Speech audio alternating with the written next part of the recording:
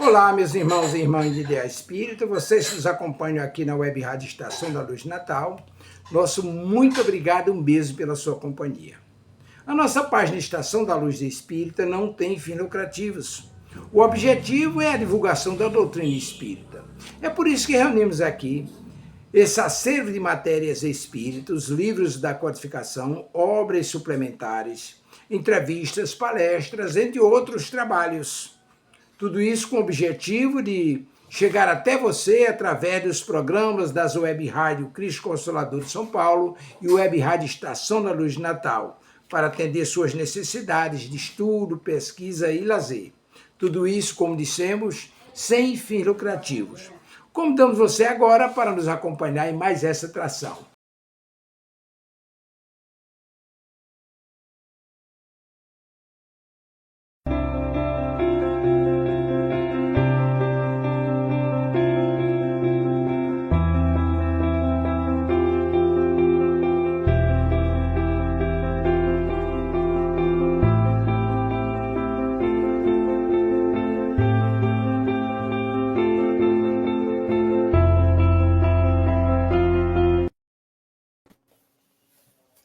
Olá, seja bem-vindo, seja bem-vinda. Iniciamos Espiritismo e Educação, sempre no ar, às segundas-feiras, 8h30 da noite, em transmissão da Web Rádio Estação da Luz. E, a partir de hoje, e nós vamos fazer isso em todos os programas que vêm pela frente, nós estamos, na verdade, comemorando, já neste mês de novembro, 5 anos no ar do programa Espiritismo e Educação. O tempo passa, não é mesmo? E nós nem percebemos há quanto tempo já estamos aí. Agradecemos aí pelos aplausos e agradecemos a você que sempre nos acompanha, que divulga o programa. Então, isso realmente é muito importante para todos nós e que Jesus, nosso Mestre, nos abençoe hoje e sempre. Mas já está aqui conosco, vamos aqui apresentá-lo. Seja bem-vindo, nosso querido Ronaldo Gomes. Muita paz, Marcos, Tavares, todos que já estão aí nos assistindo, que Jesus nos abençoe e nos inspire mais uma vez no dia de hoje. Isso aí. Bom, nós já vimos aqui, né, o nosso Tavares colocou aqui na tela rapidinho, nós já temos aqui a nossa Rosane, que está aqui dando um abraço para o primo. O primo, minha gente, o primo é esse aí, ó, o Ronaldo. Tá? Mas está dando um abraço também a todos nós. Semana passada, nosso programa iniciou a abordagem sobre o transtorno do espectro autista, ou, como é mais popularmente conhecido, começamos a abordar, à luz da doutrina espírita, o autismo, a criança autista. Demos uma série de informações, inclusive através da questão da lei da reencarnação, e hoje nós ficamos de iniciar a abordagem mais específica sobre a educação da criança autista. Então, vamos dar continuidade a esse nosso bate-papo sobre esse tema que é profundo, é importante e sobre o qual o Espiritismo tem, sim, muito a dizer, muitas explicações a respeito desse transtorno. Então, Ronaldo, é o que nós vamos fazer, né? Vamos começar a focar hoje um pouquinho mais da educação dessa criança que vem com esse transtorno, certo? Perfeito, Marcos. E só para não esquecermos e deixar aqui bem firme a nossa proposta, que dia 2 de abril é justamente a data em que a ONU, né, que é a Organização das Nações Unidas, instituiu, né, o Dia do Autismo. E no Brasil, agora vocês veem só, hein? A data ela só foi instituída a partir de 2018. Interessante essa observação, né? Só em 2018 é que vai ser aqui instituído realmente o dia 2 de abril. Mas, enfim, o que nós queremos dizer com isso, para darmos esse pontapé? Primeiro que é um tema profundo. Nós falamos aqui na visão espírita, mas também falamos no cotidiano das pessoas que não são espíritas e que têm filhos autistas ou com qualquer outro transtorno ou síndrome, não importa. Marcos, mas um ponto que me chama muita atenção, esse processo que é o nosso tema hoje, da educação do autista. E aí, não vai... eu quero deixar claro também, eu e o Marcos, que não é em 1, 2 programas, enfim, em várias lives que a gente vai dar uma definição de tudo que nós gostaríamos de falar, mas pontuar pontos importantes e oportuno sobre o tema. Então, vamos lá. Quando se fala em educação do autismo, e aí vem a problemática, né, Marcos? Em relação, principalmente, dessa atualização, da preparação dos profissionais que estão à frente da educação, que é um outro problema. Uma outra situação são escolas que, de fato, também não estão ainda preparadas, mas, por força da lei, elas são obrigadas e têm. A inclusão faz parte do processo. Ninguém aqui vai discutir isso. Mas, quando se fala em inclusão, as escolas, aí eu vou deixar com o Marcos agora, o pepino é com o Marcos. As escolas, Marcos, não quero falar da família ainda não, só no processo da educação. Que a gente vai falar em família, tem que ter uma parceria que independe se é autista ou não. Com autismo, então, tem que ter a parceria mesmo. Mas as escolas, Marcos, os profissionais que estão ali nas escolas, seja ela pública ou particular, que não parece, mas tem uma grande diferenciação, que tem escolas públicas que já diz ali, ó, nós não temos mais vaga, aí empurra lá para a escola pública. E a escola pública começa a ficar com aquela enxurrada, né, de demanda demais em relação a essas crianças autistas, principalmente autistas. Como é que estão os profissionais, Marcos? Estão preparados? Tem mediadores suficientes para estar com essas crianças? É uma problemática. Como é que fica? Bem, Ronaldo, você tocou agora no assunto que é muito importante, porque, mais uma vez, né, nessa questão, nós temos uma distância muito grande, um verdadeiro abismo entre a lei, né, e a prática dessa lei. Porque, de fato, aqui no Brasil, nós temos legislação a esse respeito. Então, criou-se a inclusão, os mediadores, materiais, tem uma série de diretrizes a partir não apenas do Ministério da Educação, mas também das próprias secretarias de educação, tanto a nível estadual quanto municipal. Mas, entre a lei, os regulamentos, as diretrizes e a realidade escolar, nós sabemos realmente que há um problema seríssimo. Porque os professores, hoje aqui no Brasil, eles estão envelhecidos. Isso aí é pesquisa atual, é estatística atual, mostrando que o professorado brasileiro, ele está, hoje, o grosso desse professorado já está na faixa etária de 40 a 50 anos de idade. Então, são profissionais do magistério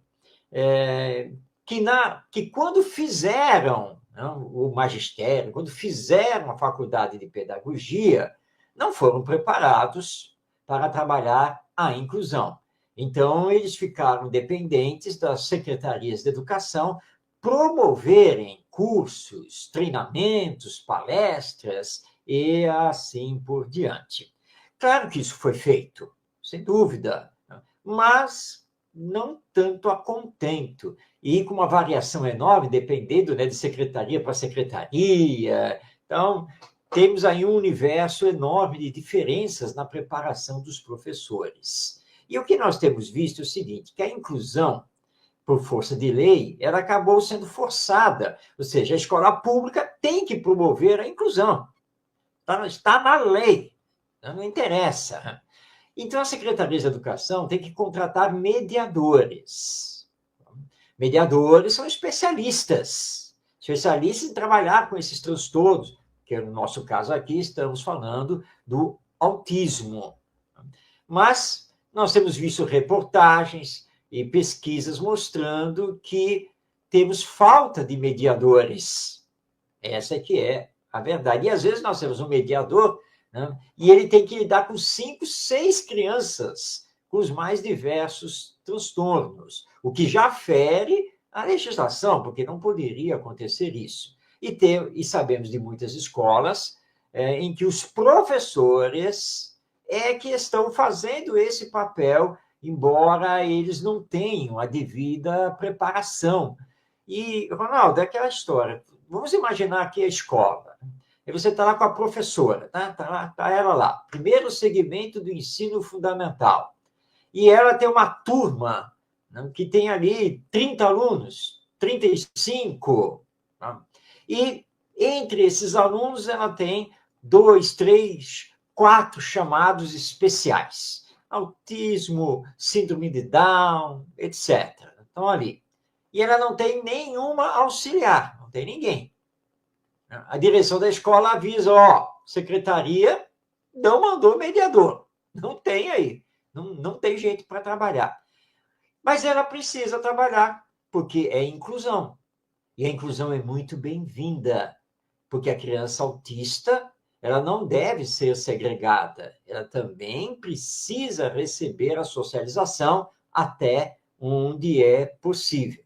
Mas como essa professora, sozinha, diariamente, com essas crianças chamadas especiais, como que ela vai fazer isso? Porque é muita criança para que ela possa trabalhar e sozinha. Então, realmente, nós temos visto um despreparo dos professores e também da própria escola, porque a escola precisa também se preparar para receber essas crianças que precisam de um olhar e de um trabalho pedagógico mais específicos. Mas nem sempre a própria direção da escola se movimenta para isso. Claro que é fácil jogar a culpa na Secretaria de Educação, na coordenação regional, na inspetoria. Isso é fácil. Mas se nós estamos na escola, nós precisamos fazer a nossa parte também. E pressionar o poder público para que o poder público faça também a sua parte. Não é nada fácil. Então, infelizmente, aqui no Brasil, com as devidas exceções, obviamente, nós temos visto realmente as escolas mal preparadas, assim como os professores, e a falta dos mediadores para termos um trabalho de inclusão realmente mais correto e de maior qualidade. Infelizmente, essa é a realidade. A Maria Clara faz a observação. Maria Clara, nós estamos aqui justamente nesse ponto, tá? Nós vamos dar toda a ênfase sobre isso, que ela diz aqui, quem está menos preparado para enfrentar com amor os autistas e o autismo? É a escola ou a família? E aí eu vou abrir um parênteses. O amor sempre tem. Se é mais, se é menos, vamos discutir. O amor da família, e às vezes até exagerado, porque tem aquela coisa de proteção demais. A escola, por sua vez, é o amor também, mas não é o amor só que basta. É o que nós estamos colocando aqui, justamente nessa preparação, na atualização. Marcos, e tem um porém aí, não é só o professor. Eu penso que a escola é como um todo, desde a direção até a portaria. Todos devem estar, não é ser o expert no assunto, mas passar por alguns cursos para compreender o que é o autismo. A merendeira, o inspetor, isso quando tem inspetor também, o porteiro, a porteira, enfim, todos os agentes que estão naquela escola. Esse é o primeiro ponto. O segundo ponto, Marcos, dizer que não há dinheiro ou cifras o suficiente do poder público para ter profissionais. Nós somos de uma época, Marcos, e aqui vale lembrar, que havia o orientador educacional, lembra disso? Que ajudava muito as escolas. Não teria hoje que está aí um psicólogo, um fonoaudiólogo, enfim, um neuro, uma vez por semana, o psicólogo fazendo o trabalho dele, enfim, um psicopedagogo, aí eu falo por mim, de estar também na escola, estes profissionais, nesse suporte à escola como um todo. Fica a minha pergunta a você. O que você acha disso? Sem dúvida, Ronaldo, sem dúvida. Hoje em dia, toda essa equipe de apoio deveria estar integrada na escola. E realmente a questão não é falta de verba. As verbas são vultosas, mas é a falta do interesse, do querer realmente fazer e de dar a prioridade à educação, porque educação não é prioridade em nosso país, essa é a grande verdade. E como nós temos o sistema de inclusão, é claro que a escola precisa ter o apoio de psicólogo, de psicopedagogo, de fonoaudiólogo, terapeutas especializados nisso, que vão aí dar o suporte aos professores e a todos os que trabalham na escola, porque nós temos que lembrar que a escola são as pessoas. E todo mundo que trabalha na escola é um educador, porque está lidando lá com as crianças e os jovens. Então, o inspetor, bom, isso é escola pública quando tem inspetor, né? O porteiro, quando a escola pública tem um porteiro, né? A merendeira, a cozinheira, enfim, a servente, todo mundo precisa se colocar como educador, porque está lidando ali com a nova geração, que se espelha em todas as pessoas que estão nesse dia a dia escolar.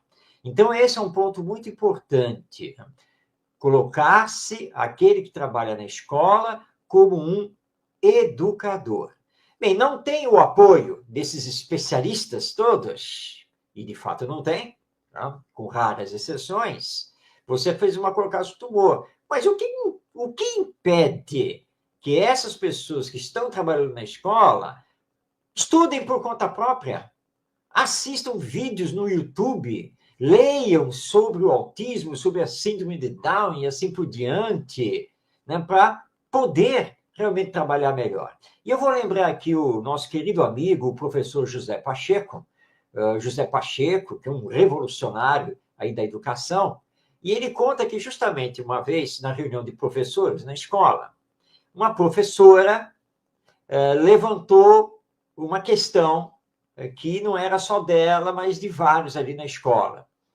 Como melhor lidar com essas crianças autistas que estão entrando na escola? Então, o Pacheco, que era o coordenador, disse assim, tá bom. Aí pediu lá para a secretária, que estava na reunião, falou assim, olha, entra agora aí no Google, na internet, e coloca aí, né, transtorno do espectro autista, autismo. Põe aí, na busca. Aí a secretária fez. Tá um monte de site aqui, um monte de indicação. Ok. Copia as 5 primeiras páginas e manda para todo mundo por e-mail ou pelo WhatsApp. Ok?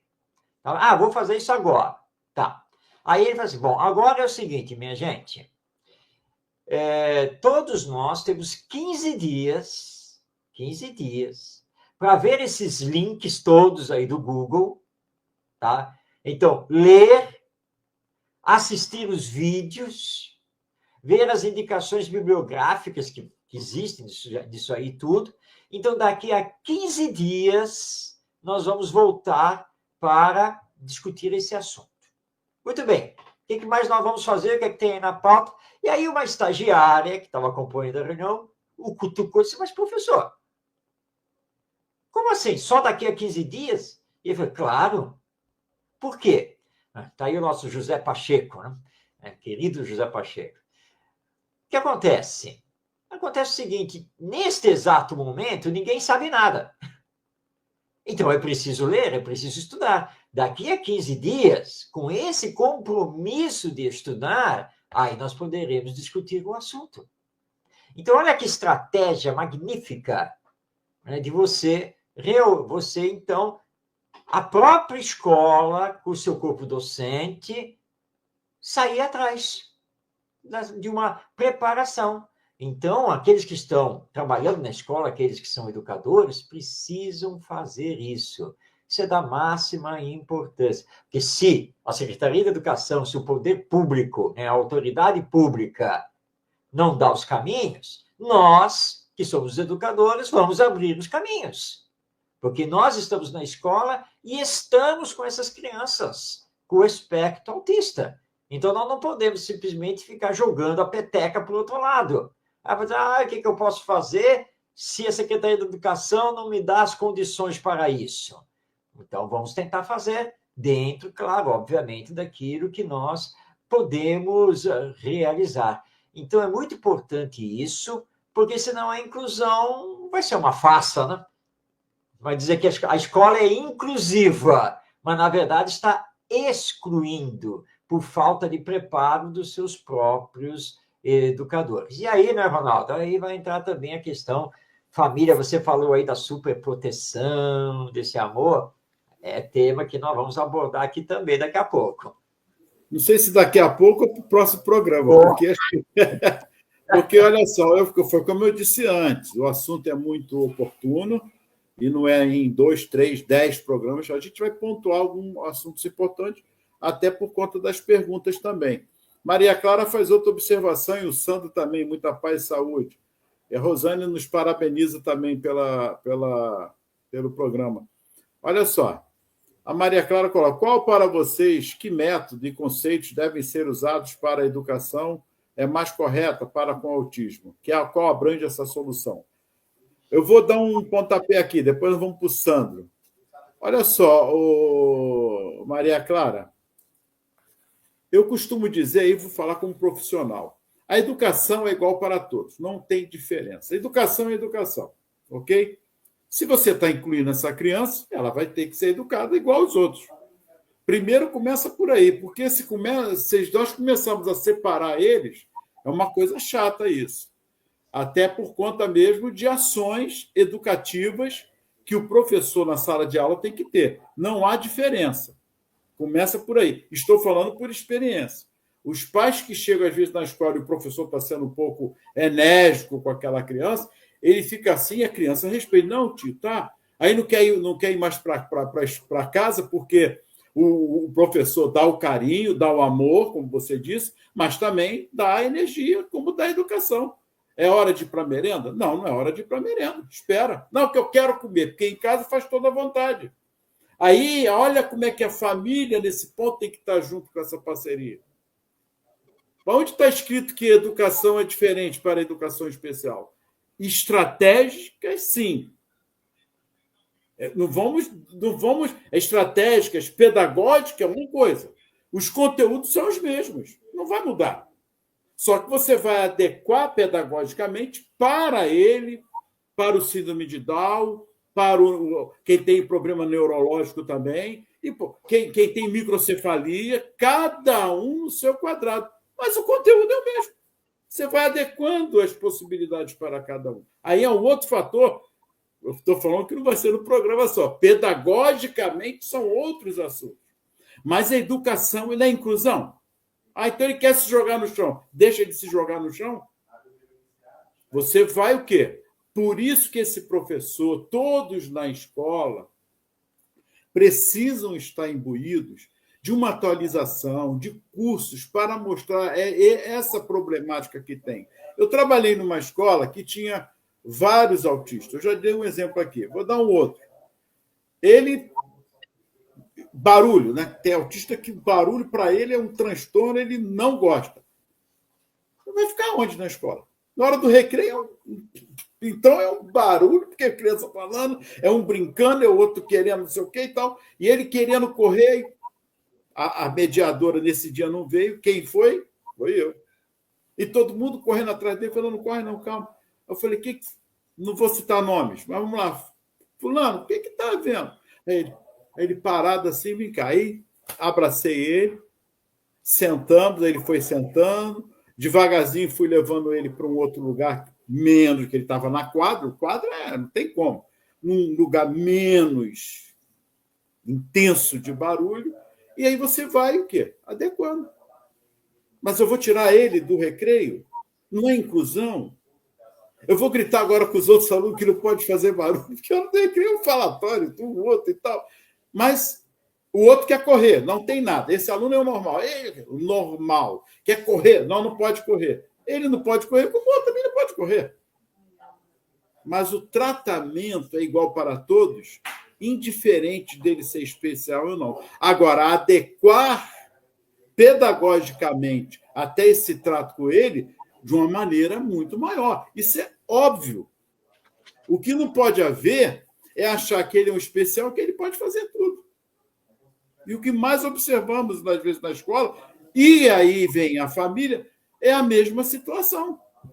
A pena, não tem que ter pena, não estamos aqui para ter pena de ninguém. O tratamento é igual para a dor. A pior coisa que tem é você ter ele como, é um especial. E olha, Marcos, e aí é que a gente perde o amor e perde-se a energia. Então,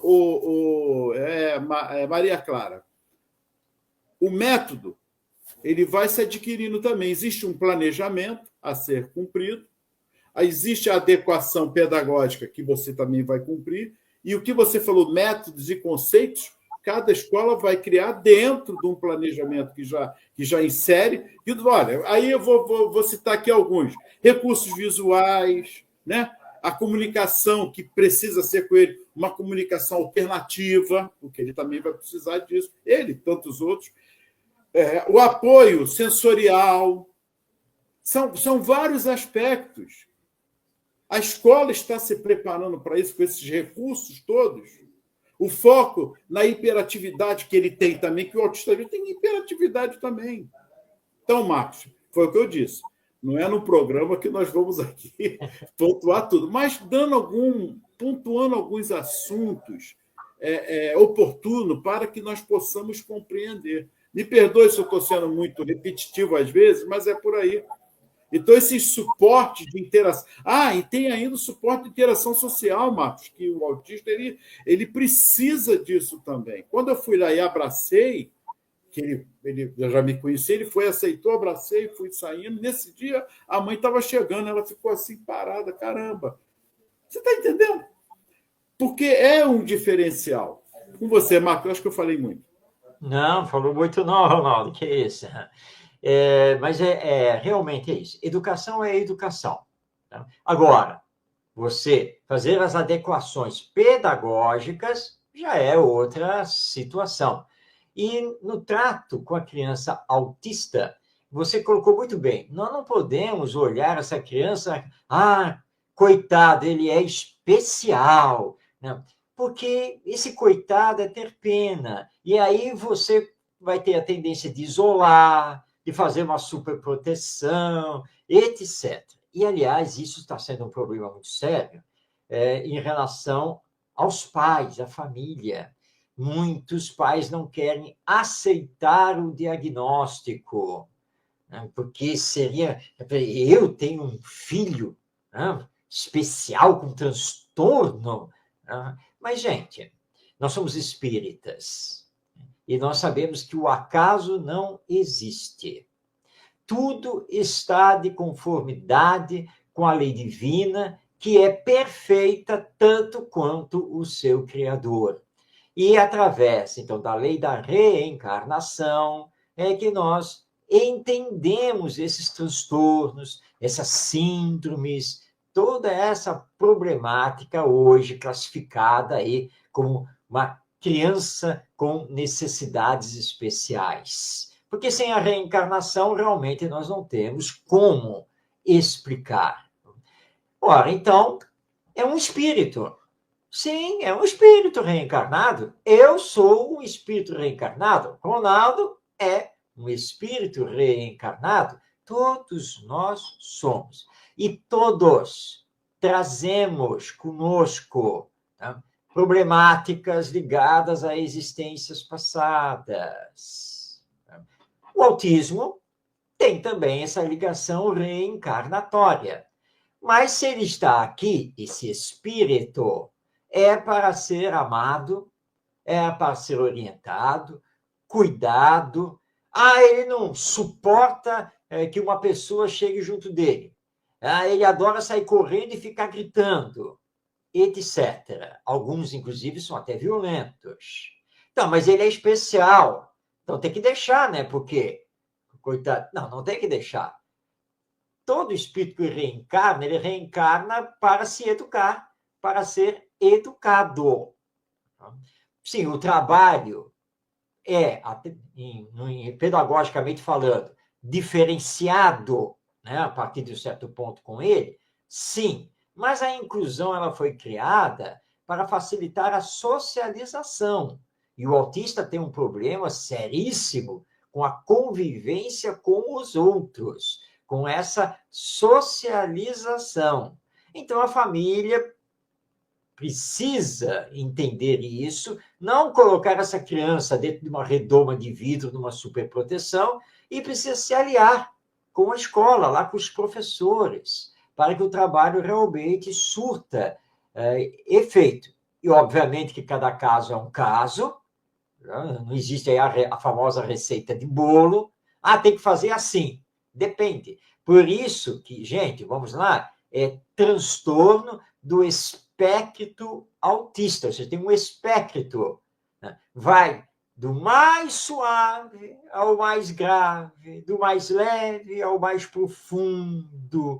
Por isso que é uma equipe multidisciplinar que faz o diagnóstico. Vai passar pelo neurologista, pelo psicólogo, pelo psiquiatra, pelo fonoaudiólogo, passa por tudo isso. E nós não podemos nos recusar a olhar isso e a ter que fazer isso. E aí compete aos pais também procurarem a sua preparação, assim como os professores também devem fazer isso. Não tem cura? Cura, não. Mas, através do devido tratamento, através da inclusão, através da oração, do passe, evangelho no lar, a terapêutica espírita, isso pode ser muito, mas muito mesmo aliviado e o autista melhorar muito. Então, vamos bater naquela tecla novamente. Não fiquemos esperando que o poder público resolva todas as questões a nível educacional. Nós, que somos educadores, não podemos ficar aqui deitados em berço esplêndido e só dando desculpa. Eu não ganho para isso, a secretaria não providenciou um curso. Não. Nós temos que procurar a nossa própria formação, e isso cabe também aos evangelizadores espíritas, porque, não é, Ronaldo? A criança autista não está só na família e na escola, também vai para o centro espírita, também necessita e muito da evangelização. Então, que os dirigentes espíritas, os evangelizadores, também se movimentem para se qualificarem, se capacitarem. E hoje não está difícil, não. Aliás, eu vou pedir aí para o Tavares, antes de passar para você, Ronaldo, que o Tavares preparou aqui um slide com as capas, livros espíritas sobre o autismo. Tavares, se você puder colocar aí no ar, tá, esse slide aí com as capas dos livros, os nomes, os autores, já vai nos facilitar bastante, tá bom? Então, assim que você puder aí fazer isso, por favor, Tavares, pode nos interromper e colocar aí a bibliografia espírita sobre o autismo.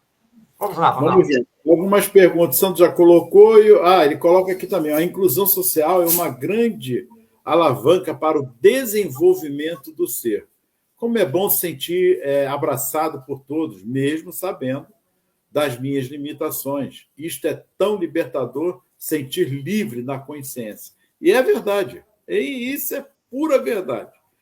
Algo tem que ser feito, então nós vamos fazer. E aproveitando, Marcos, que você colocou também, por quê? Não tem desculpa. Hoje na internet você pode estudar independente de fazer o curso. Você pode ser um autodidata, é um professor, está precisando de resposta. O YouTube, TikTok, gente, tem muita coisa boa por aí sobre o autismo. Pessoas que dão cursos gratuitos e conversam sobre o autismo, que tem na família pessoas autistas. Hoje não há desculpa, Marcos, para que se possa aprender sobre o tema. E o Sandro coloca aqui também, as terapias ajudam muito. Neste caso, meu neto adora natação. Olha aí.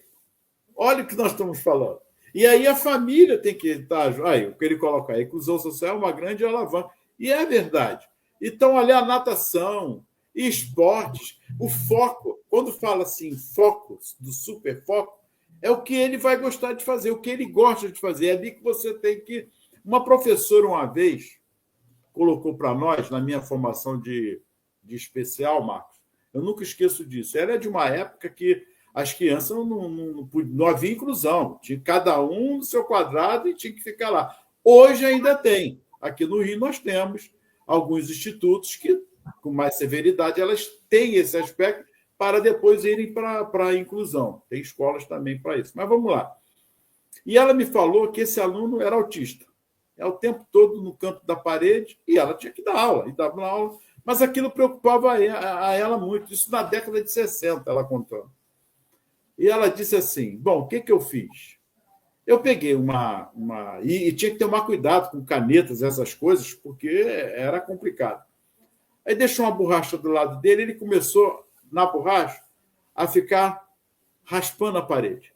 Ela, ele só ficava de frente para a parede e olhando, e ficava, né, assim. Quando ela botou a borracha, ele pegou a borracha e começou a esfregar na parede. Ela, caramba, olha que detalhe, olha o amor, esse feedback, essa sensibilidade, né? Ela falou, caramba, algo chamou a atenção dele, uma simples borracha, mas para ela foi, e para ele também. Aí ela começou a botar mais uma borracha. Aí ele pegou as duas borrachas e começou a esfregar na parede. Ela disse assim, que de repente começou a botar aqueles joguinhos que tinham antigamente, mas era coisa na época dela. E ele começou a pegar, olhar e ficar assim, e com a outra mão apagando, né? Como se estivesse apagando. E dali já foi olhando para ela, e dali foi encaminhando, enfim. Uma simples borracha no chão chamou a atenção dele. Olha a sociabilidade, chamando ele para o mundo, né? O mundo real, do mundo irreal que ele está vivendo. Mas são formas de amor, são técnicas também, que por mais que você tenha, você vai criando naquele momento, vai adequando, pegando aquela oportunidade. Mas aí vem uma observação. Isso não é porque ele é especial. Com qualquer educando que você está dando aula, professora, quero fazer uma pergunta. Depois você faz. Não, peraí. Cara, qual é a pergunta? Você entendeu onde eu quero chegar nessa sensibilidade? Então, vai muito do educador e da escola que está aberta a isso, com todas as problemáticas para fazer. Então, Sandro, é verdade, a natação, o futebol, um ping-pong, enfim, o que esse autista vai querer fazer? Principalmente jogos de cálculo. Geralmente, o autista eles têm uma capacidade para isso, Marcos, dessa interação. Marcos, eu queria ler aqui uma pergunta e que me chamou a atenção, que é no livro Espíritos, me permite?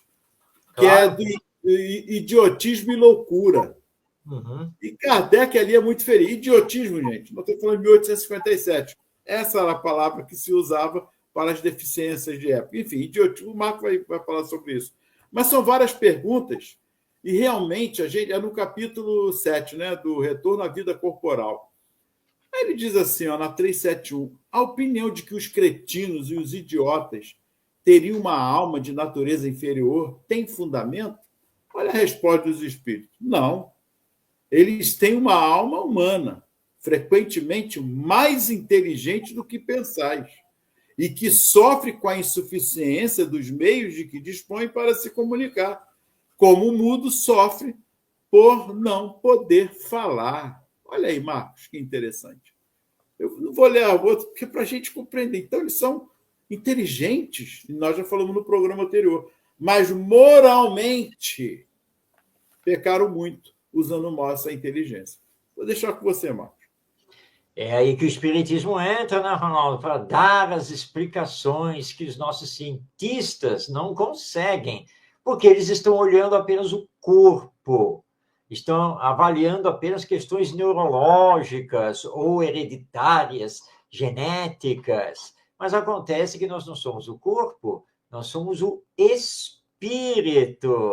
Daí a resposta que foi dada a Allan Kardec nessa questão 371. Não, meu filho. É uma alma humana, é um espírito reencarnado. Tá? Você está olhando só o instrumento, o corpo. Tá? Mas você tem que entender que o corpo é só o instrumento de manifestação do espírito. Só que esse corpo não permite que ele se manifeste plenamente, porque ele está agora assumindo as consequências do que fez em existências passadas. Ele desequilibrou a sua mente, lesionou o perispírito, que é o corpo espiritual, e como o perispírito é o molde, é o organizador do corpo biológico, a lesão vai para o corpo biológico. E aí ele é travado. Essa é uma das causas do autismo. Há outra causa, porque a pesquisa neurológica, Ronaldo, a pesquisa neurológica, ele é normal, tem o cérebro normal, não tem problema nenhum no sistema nervoso, não tem nada. Geneticamente também não tem problema nenhum com os pais, não tem problema nenhum com os avós. Vamos explicar isso. Aí, então, nós vamos ter uma outra possível causa, que é a fuga que o espírito faz da socialização, né, da oportunidade reencarnatória. E aí, então, ele se fecha. Então, nós temos várias causas que o espiritismo vai, então, nos explicar. Então, é muito importante nós termos essa visão, que é essa visão espiritual ou espiritualista sobre o ser humano. E, claro, tem também aquela coisa, tá, tudo bem, mas o que foi que eu fiz para receber esse espírito nessa condição? Claro que tem muitos pais que se perguntam, não resta nenhuma dúvida. Bem, o que fez, nós não temos como responder, porque não sabemos, tá? Não é que isso seja um mistério de Deus, não, não é isso, não. É que o espiritismo não faz adivinhação, né? Nós não podemos ficar aqui, lá no passado, se o seu filho é autista, é porque em alguma existência você fez X ou Y com ele. Nós não podemos fazer esse tipo de afirmação, mas podemos afirmar que, não resta dúvida, existem vínculos espirituais e afetivos entre pais e filhos. Tá? Algum tipo de vínculo existe. Mas o que Deus quer de nós? Que muito amemos. Não é? E é por isso que ele passa pela infância. E na infância você não sabe quem é esse espírito, você não sabe as ligações que esse espírito tem com você, nem você com ele. Mas a olhar aquele bebê frágil, recém-nascido, você se sensibiliza, né? E ama. E aí, vamos ressaltar o que você colocou, Ronaldo, essa necessidade de sermos mais sensíveis, para que o amor realmente nos toque. E mesmo que não sejamos especialistas, que não tenhamos estudos sobre autismo e etc., mas com o amor nós consigamos trabalhar de uma forma melhor e, através desse próprio amor, nos impulsionarmos para procurar o conhecimento. E você colocou muito bem, Ronaldo. Hoje em dia, você está reclamando do quê? Abre o YouTube e lá na busca põe autismo, educação de autismo. Vai vir um universo de vídeos com especialistas, com pais, dando depoimentos. Você vai ter muito que assistir, muito que estudar. Depois lá no Google, sai do YouTube agora, vai lá no Google e põe livros sobre autismo, livros sobre educação de autismo. Vai abrir outro mundo para você. E você vai encontrar muitos resumos, artigos muito bons, importantes. Vai conhecer, inclusive, questões pedagógicas, jogos pedagógicos. Enfim, não dá para dizer que é impossível estudar e ter um conhecimento, aliás, muito bom, se você realmente se dedicar. Então, os pais precisam fazer isso. Os professores têm que fazer isso. Pedagogos têm que fazer isso. Evangelizadores espíritas têm que fazer isso.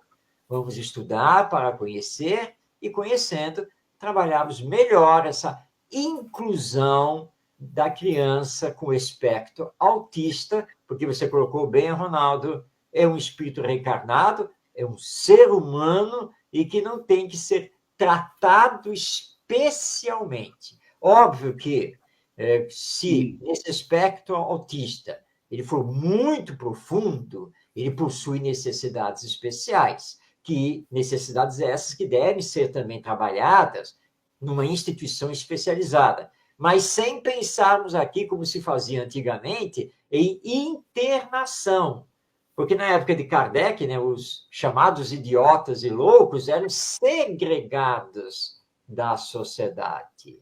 Então, ele receber apoio pedagógico especializado é uma coisa, mas isso não significa retirá-lo da sociedade e da escola. Por isso que nós temos que trabalhar, sim, cada vez melhor pela inclusão, para que esse espírito supere a si mesmo e consiga, então, dar um passo à frente na sua evolução espiritual. Perfeito, Marcos. Eu vou ler outra pergunta e vai responder também o que o São está colocando aqui. Eu gostaria de fazer um parênteses. Ele coloca aqui, o espírito que traz o aspecto do autismo pode ser que já passou pelo suicídio? Até pode. Todos? Não. Não é por aí. Cada caso é um caso. E o Marcos colocou bem anteriormente sobre esses aspectos. Você afirmar que, em algum caso, pode ser como... Eu conheço casos espíritas que a pessoa nasceu tranquilo, sem nenhum problema, normal, sem nada.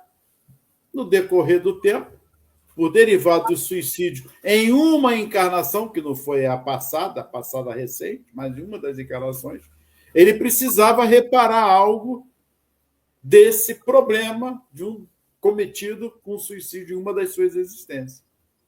Ele veio com um problema no fígado, onde ele havia cometido esse suicídio, e o fígado, no momento da vida dele, se deteriorou, foi muito grave, e ele sofreu muito com isso, sem saber como, não bebia, não fumava.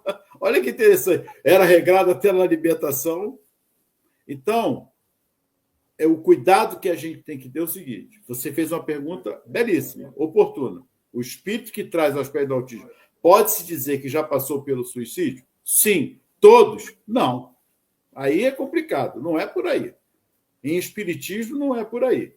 E aí vem a pergunta, que vai ratificar o que nós estamos falando, que é a 372. Sim. Qual é o objetivo da Previdência ao criar seres desgraçados como os cretinos e os idiotas? Olha os espíritos. São os espíritos sem punição que vivem em corpos de idiotas. Esses espíritos sofrem com o constrangimento a que estão sujeitos e pela impossibilidade de manifestar-se através de órgãos não desenvolvidos ou defeituosos. Aí, ó, bem clara a resposta dos espíritos. Com você, Marcos. Ou seja, não é castigo de Deus. Não. Olha, esse espírito ou esses espíritos estão apenas assumindo as consequências dos seus atos. Tenham sido praticados na última existência anterior ou ainda em existências mais passadas, mais remotas. A lei divina, ela é justa, né? E acompanha a questão das reencarnações. Por isso que eu sempre digo que a lei divina, nós devemos entender-a como lei de consequências. Mas Deus é bom, Deus é misericordioso. Senão seria a famosa lei de talião do olho por olho, dente por dente. Não. Deus está vendo os esforços que o espírito está realizando no arrependimento, na reparação, no seu despertamento. Então, ele vai passar nesta encarnação apenas, então, somente pelo que ele tiver que passar. E quantas vezes nós vemos aí, que coisa maravilhosa, né? Pais que são extremamente amorosos, dedicados, sabe? Que dão a própria vida por esse filho. Por quê? Porque ninguém que reencarna fica abandonado. Jamais. Tá? Todos nós temos um anjo da guarda, temos espíritos protetores, e muitas vezes o espírito protetor reencarna junto. De repente, o espírito protetor é a mãe. Está aqui na Terra mesmo, né, para fazer de tudo por esse espírito. Então, a resposta que eles dão a Kardec é muito clara: são espíritos em punição.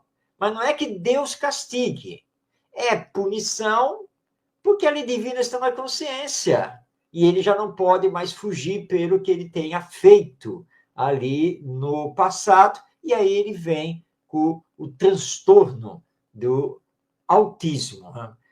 Isso aí, tudo que Deus faz é bom, com certeza. Nosso Danton tem toda a razão e nós precisamos compreender isso. Nós estamos chegando no final do programa, mas, Tavares, como você está aí atento agora, por favor, coloque os livros. Isso aí está. Nós falamos desses 4 livros na semana passada, então vamos repetir.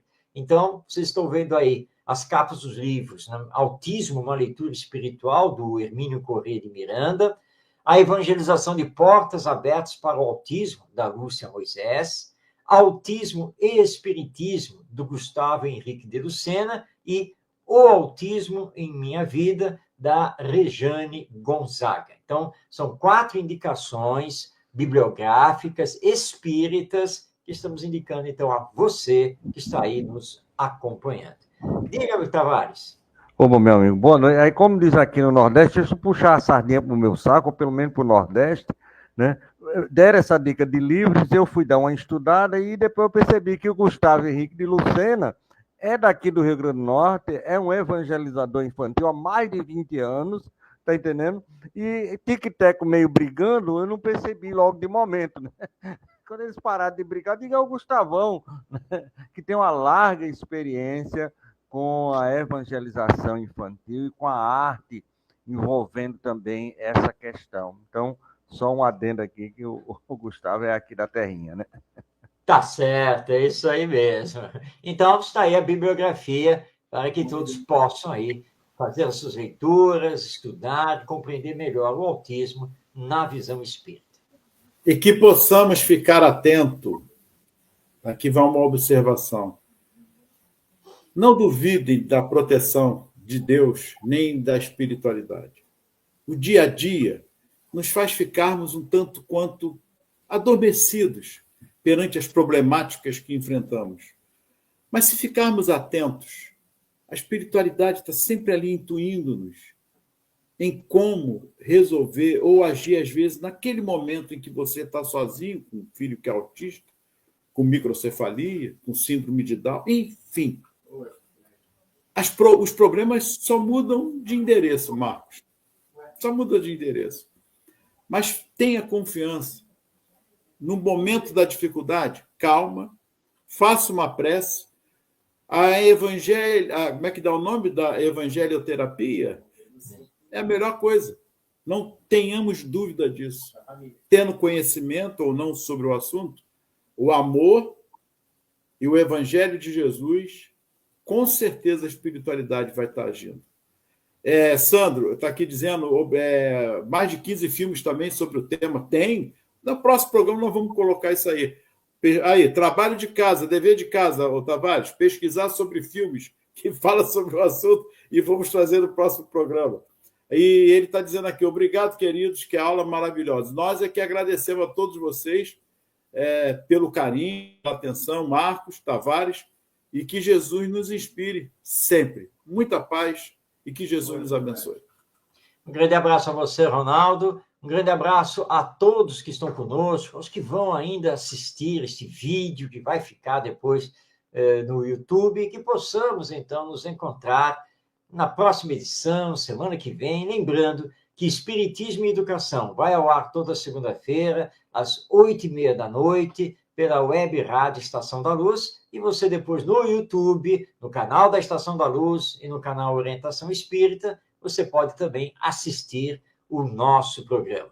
Jesus nos abençoe, paz em todos os corações e até o nosso próximo encontro.